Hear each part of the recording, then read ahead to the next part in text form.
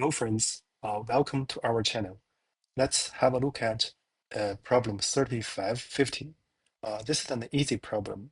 So the purpose for this video is just a simple practice. So we are going to use division with remainder, right?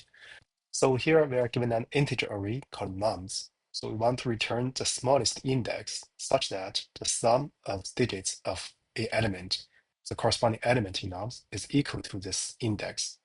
No such index exists, we're going to return -1. So here we want to present two ways to get the digital sum of a given integer.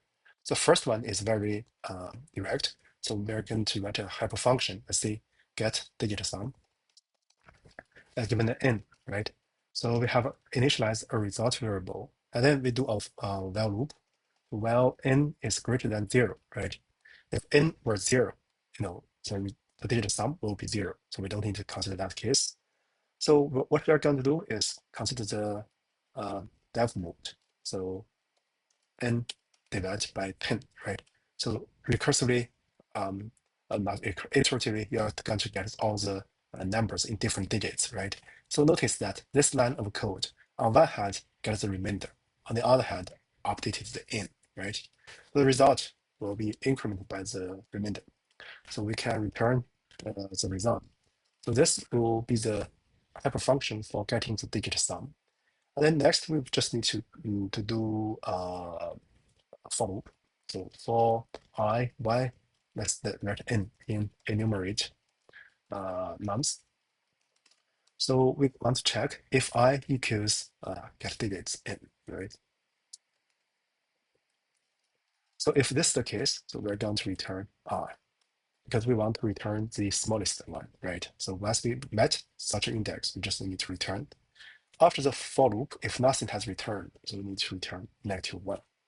So this is one way. Let me run it. It passes all the cases. Now let's look at the generic case. Yeah, it passes all the cases.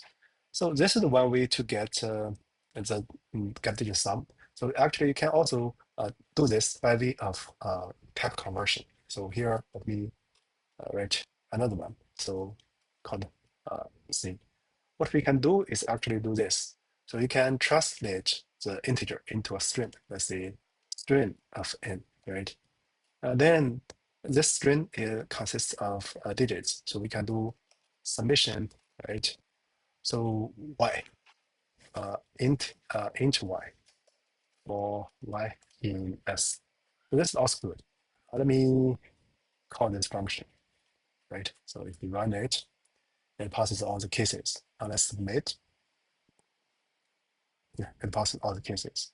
So both this utility function or this utility function does the job, but here it's from a pure uh, arithmetic way. This is from type conversion, right? So both are okay. Here we write it here, but if you don't want to make it a function, you can directly put this piece of code inside this for loop. Just write a simple for loop.